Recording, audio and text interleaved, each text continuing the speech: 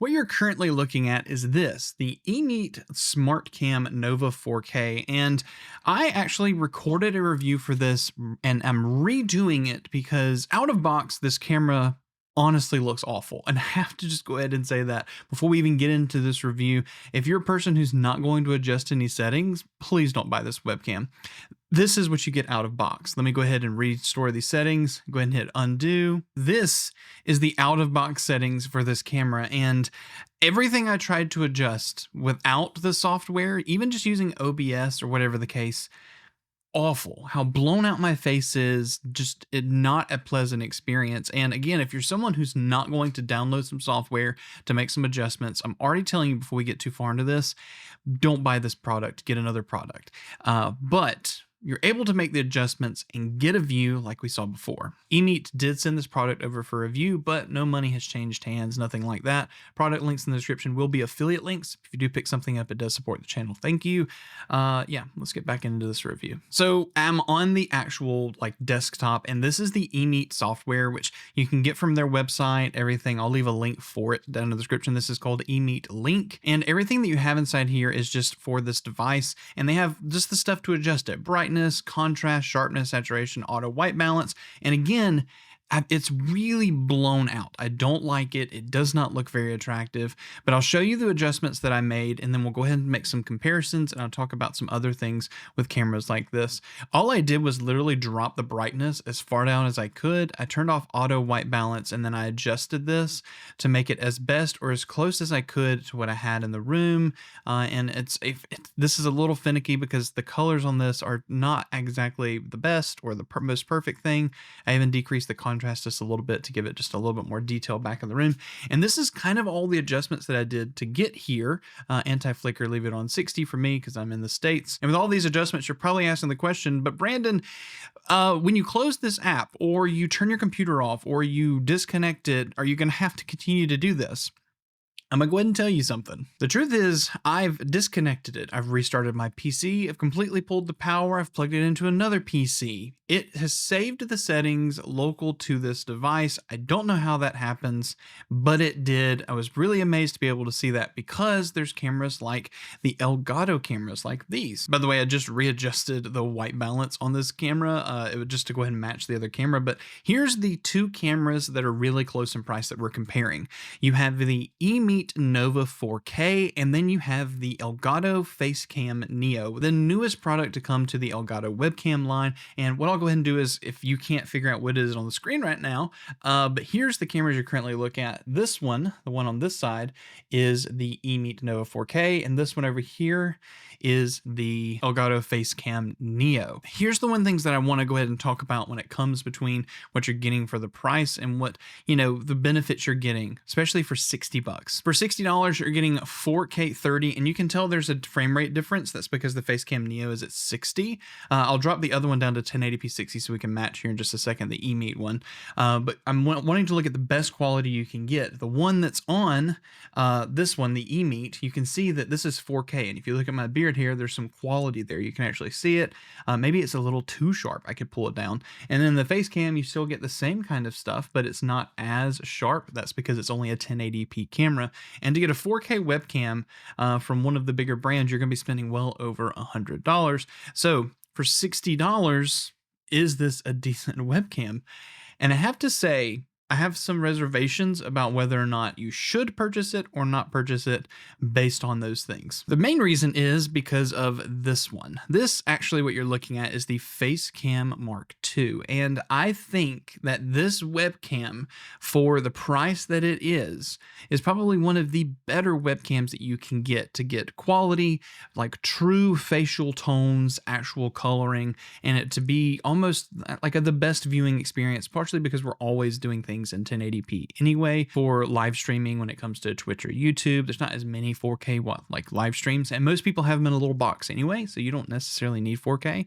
But this is 1080p 60, and I feel like this is probably the best color, the best experience that you can get for the price when it comes to a webcam right now. And because this is still twice the cost of the Emeet, I can go back and forth between those two, and you're going to be able to see the difference in color, the difference in quality, the difference in everything that's there.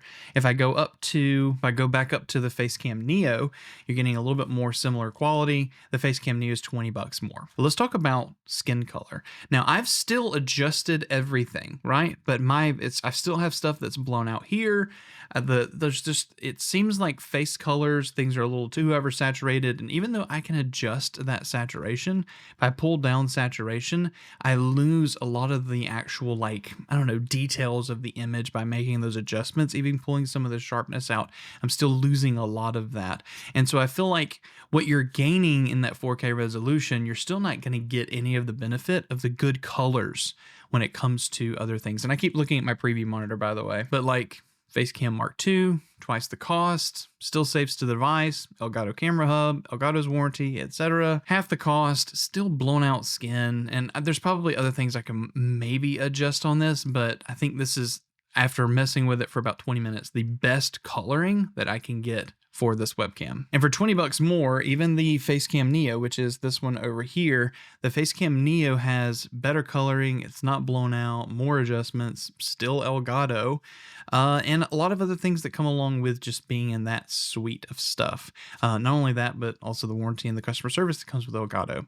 So let's get back to the Emeet, and I'm gonna talk about the things that I do like. One thing I do like, autofocus. Do you see how quick?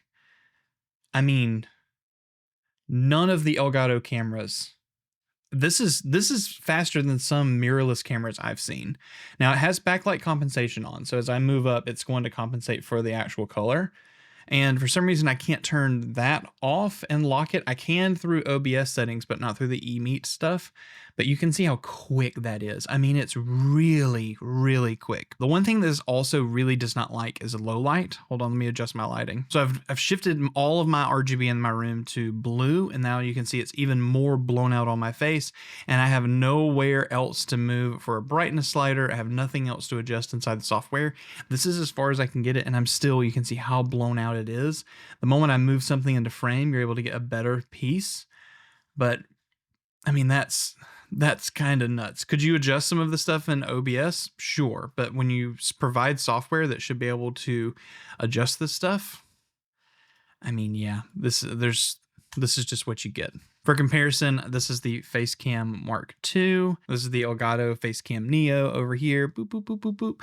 And you can see the difference. Even though I've adjusted all of the lights in the background, there's still that kind of blown out exposure. So getting back to this and wrapping up my final thoughts, yes, I don't necessarily always use webcams. I mean, I have a nice camera that I use for stuff, but when it comes to webcams, if I was going to invest my money in it, and you're looking at this Emeet camera, and if you look at some of the reviews online for this, they're like, oh my God, it's the best webcam ever. But they'll also have it mixed in with their 1080p webcam, and a lot of those reviews are for that rather than the 4K webcam. And a lot of the video reviews that are on there are the same thing, and it says 1,000 products have been sold in the last month.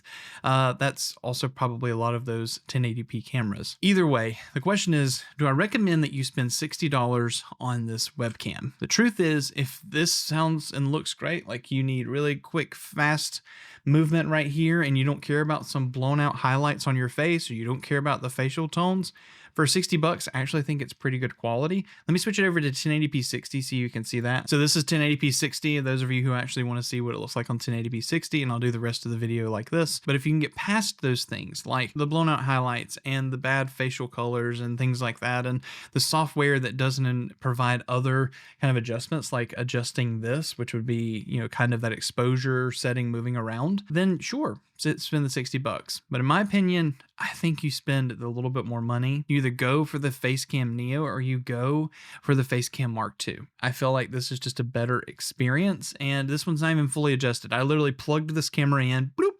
That's where it is. That's just plugged in. This is the Facecam, and there's plenty of adjustments I can do on that to brighten this up and even things out and get more saturation, etc.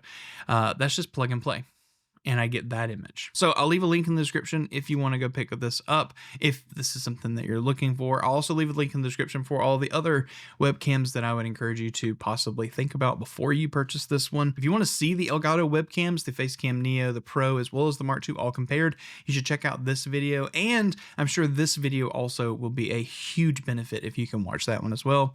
Thank you for taking the time of watching this review today. Really appreciate you guys. Hope you all have a great day.